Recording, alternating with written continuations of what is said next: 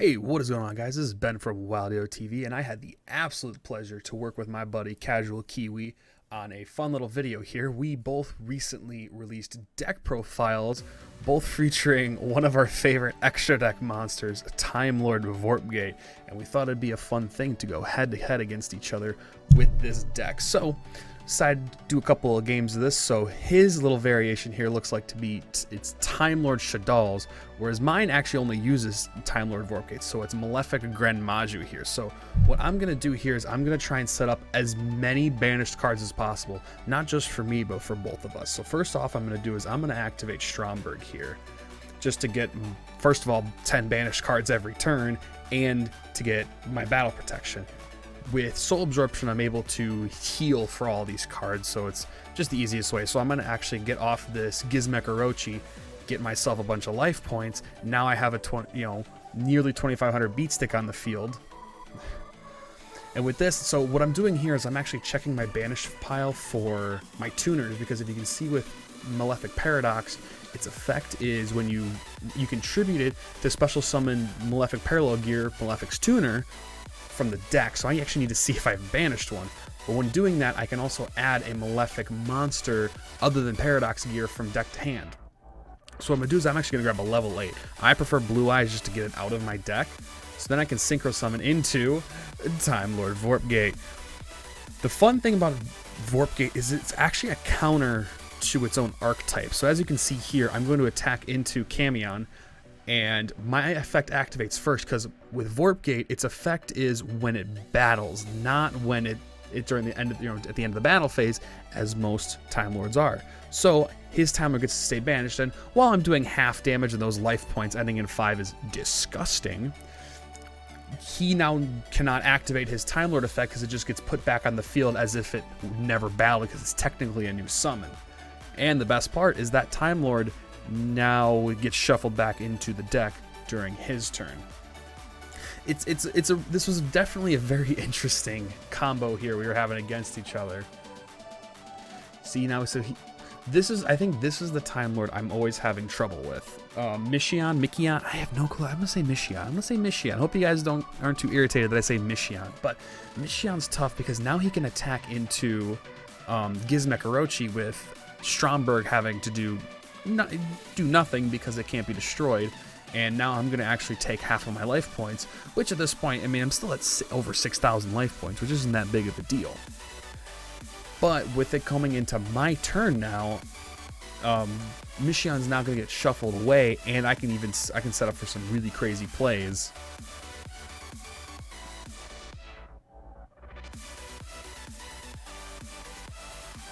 So with Michion on the field still, it comes to a bit of an issue here. So what I'm actually going to do is I'm going to try and just banish as many cards as possible. So as you see here, I'm going to actually activate Gizmek Orochi's effect to banish 3 cards from my extra deck to target a face-up monster on the field and destroy it. It makes sense. Michion's a Time Lord, can't get destroyed. But that means there's 3 more cards that are now banished. So what I can do is I can summon Gren Maju. Gren Maju just has that much more attack. We're going to use Vorpgate, banish Michion away. Still doing half damage, but that's still direct damage that Kiwi here can't really do much about. So I'm going to be able to just take away about as much damage as I possibly could when facing against the Time Lord, and it nearly brings him down to 0. But we'll hopefully get that with the next turn here. As you can see, we get his Michion definitely comes back, but isn't going to stay for long because during his standby gets shuffled right back into the deck. So now with Michion gone, he has to now figure out he has to figure out which Time Lord would be the most sufficient, or what I've seen from his deck profile, he can actually find a way to synchro out his own monsters. With one of them actually being Vorpgate, I've noticed what his favorite combo is. While Shaddolls Construct is on the field, he can use Hop Ear Squadron from his hand to then synchro into Vorpgate. And I feel once you get Vorpgate on the field, it's just game over. It's a card that heeds to nobody. It's even if you can negate its effects, if it's in the graveyard from battle, it's still going to banish everything. So it's a really tough card to go up against. You have to either banish it or shuffle it into the deck if you want to do anything. So with Raffion, he's going to have me take a bunch of damage because of Gren Maju, but I think with my excessive life points, I think I'm able to take it just fine. Let's see, if I didn't have soul absorption, this duel would have gone a lot differently. And so with this, I actually draw into the perfect card for this play. So not only am I going to get way more cards banished, what I'm actually going to do is, because I have that Desires in my hand, I'm going to Necroface to get Necroface's attack to an absurd amount. So even though Gren Maju is at 0, I can use Desires to bring it back up to 4,000. So now I have 2 4,000 beat sticks with Soul Absorption out, so I just get to heal all my life points back. Now with Malefic Territory, I get to summon the Cyber and Dragon from my hand, adding a third 4,000 beat stick to my field, and allowing all of my monsters to attack using Territory's effect. And so with this, I'm able to enter into the battle phase to get Vorpgate to bounce Raffion off the field. And I know it's a little overkill, but I'm able to attack for game using this. It's not as much synchro summoning as I usually do with this deck. I can usually put 2 to 3 synchro monsters on the field at a time, but I think with how facing against Time Lords, I think having less monsters the better at this point.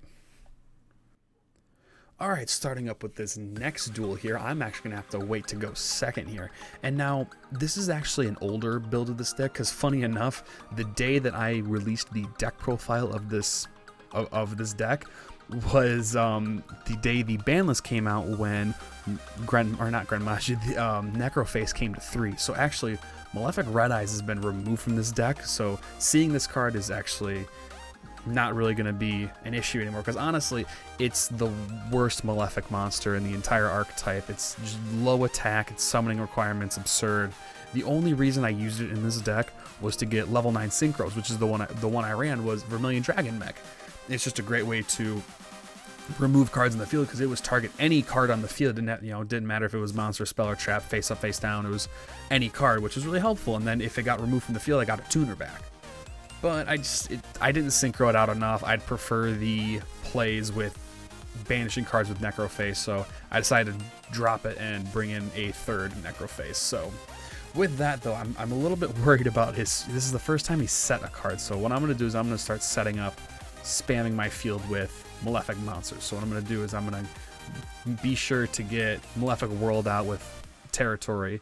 I'll use Goldsark going into Necroface is probably the funniest thing I can do, because it just starts absurd banishing. Because I mean, look at the cards I've banished. I hit one of his Hopiers, I hit his only monster Reborn. Time Maiden's a great banish, and with that I can start spamming my field. The only problem with me banishing my cards is that I really need to keep my Paradox and Parallel gears for synchro plays. So with that, it's a really tough call for me to actually have to end my turn, because I'm worried on what kind of card, what kind of Time Lord card he can summon. So I thought, you know what, I can take having my life points if he's able to summon a second Mission.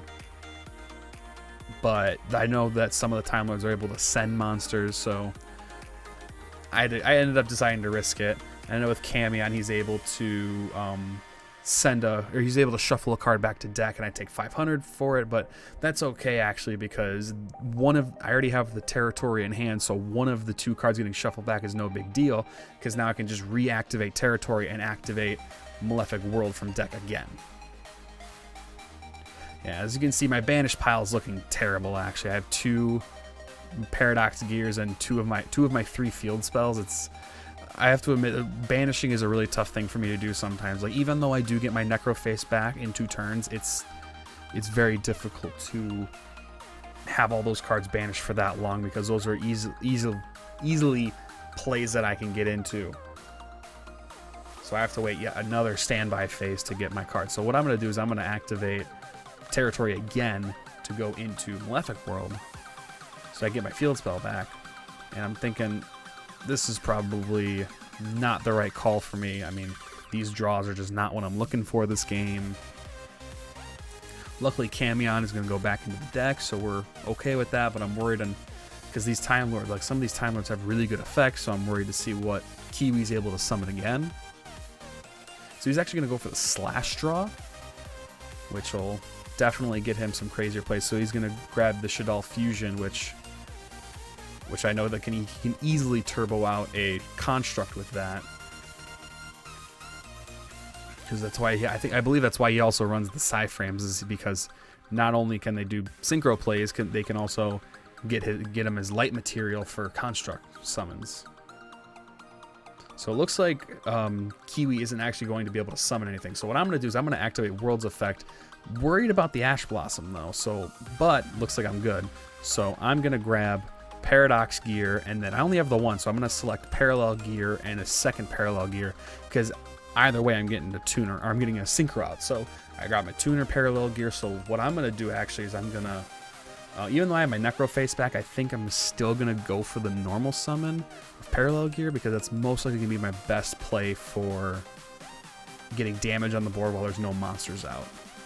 So what I'm going to do is I'm going to summon Parallel Gear, and because of its condition, that's the best part about it, its condition, I can actually synchro out Vermilion Dragon Mech and summon out both of my Malefic monsters from hand to get some massive damage on board. And I'm just a little bit worried about that face down card, so I'm going to banish Parallel Gear and target it. But the E-Tail comes up, so he's able to actually get his Psychic monster out, so he's going to get Gamma out. But Gamma's not too much of an issue, he can definitely just hit it. So it's not the maximum amount of damage I wanted, but it's definitely more damage than what could have been done.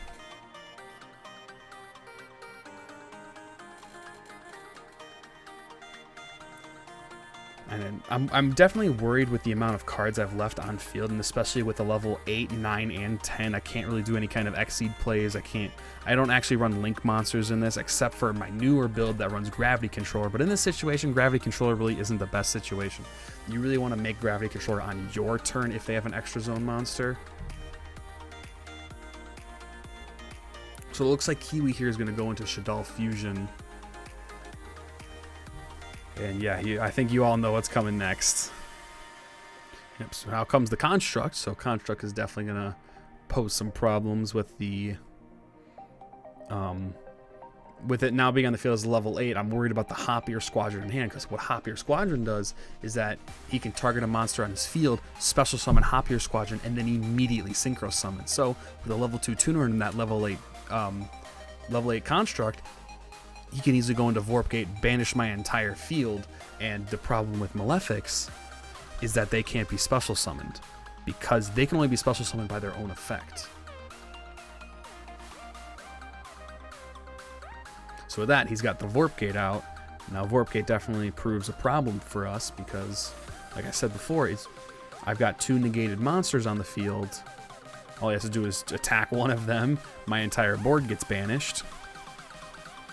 And he doesn't even need to link it away for me to not special summon anything back, because now it's all banished and I get Vermilion Dragon Mech back. But at this point, what does that card really do for me?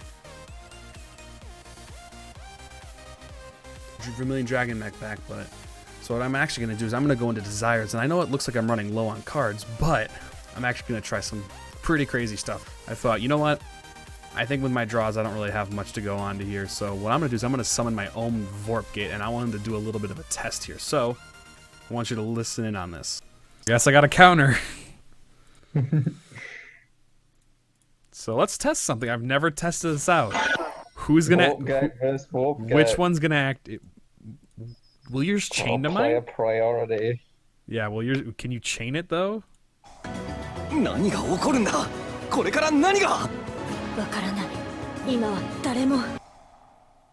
Oh, I can chain it. Oh my god. Oh my god. That's so That's so stupid.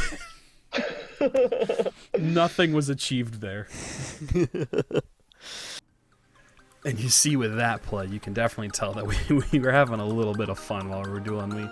We thought, you know what, I mean, I know we're definitely trying to make some videos here, but why not have a little bit of fun in the process? So we decided to test some theories out and see what happens when two cards, when they both say when they battle, when their effects activate. So since both of them say when this card battles, they were able to chain to each other and banish both of our boards. And with neither of us having a Vorpgate on field to reactivate those effects, we both actually lost our monsters. I know with Camion, he's able to he's able to shuffle a card back to deck, and I take 500 for it. And now I'm going to actually take half of my life points. With that, though, I'm a little bit worried about his set of cards because I have that Desires in my hand. I'm going to Necroface to do a little bit of a test here. So I want you to listen in on this.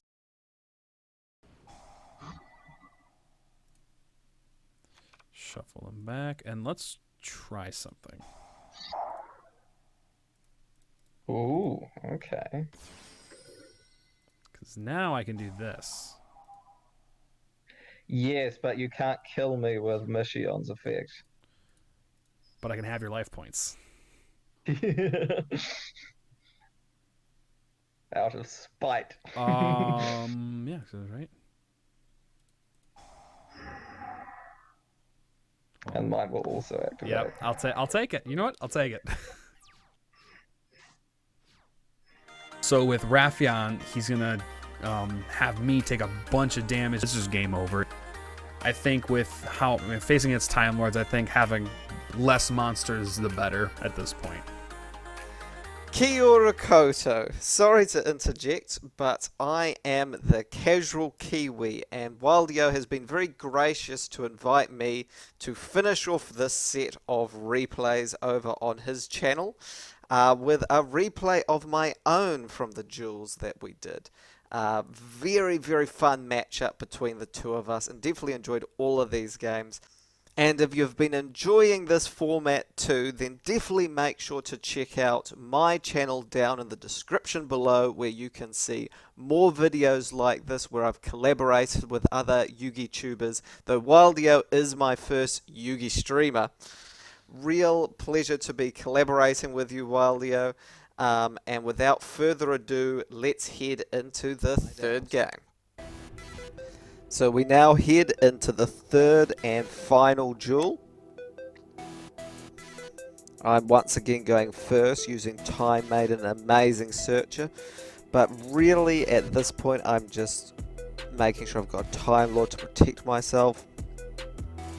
He uses card destruction, which actually works in my favour because Shaddolls Beast gets off its effect, so I do draw a card. At this point he goes Macrocosmos. Now that won't immediately be an issue, but I need to take care of it now because it will become one. So I do get rid of it with Camion. He then searches out Malefic Territory to protect himself. Camion does go back, but we have another Time Maiden, and we are able to get Camion back. I do use it to get rid of Necroface. I guess I just felt that I didn't want him having any bodies on board. But with the gears, you just like immediate one card level 10 synchro. It's an incredible option to have available, and possibly something that should be teched into other decks. Certainly something to think about anyway. So Wildio has gone for Vorpgate, and this is looking to shape up very similar to how game 1 went. And I'm in a very precarious position right now. So how do I deal with Vorpgate when none of my Time Lords can get off their effects against him? Well, I go to Mission, I get out Raffion. Raffion's effect doesn't really matter here, though this would be for the OTK. And I go into Super Dora. Now Super Dora, by detaching a card, can make itself unaffected, or another card unaffected by card effect. So it is not banished by Vorpgate here. I'm able to hold up the wall, and with a beefy 4000 attack, even his Malefics cannot punch over it. I then use Raffion to just get a quick bit of damage. He does have Soul Absorption up though, which means that this game could get away from me very quickly. You can already see that Wildio is gaining back life points fast. So I go into Juggernaut Libraire, and one could argue that that was a bit of a misplay. I should have not gained the extra 2000 attack and just attack twice into his monsters. But again, I just want to get big damage on board, get that effect off, and Gravity Controller is now holding down the fort because the Juggernaut would not be protected from Vorpgate, but Gravity Controller is. If he attacks me with Vorpgate, then I bet I send his Vorpgate back. I do misplay here as well. I shouldn't have summoned the Mission when I did, and so I'm forced to end on a Shaddolls Dragon face down.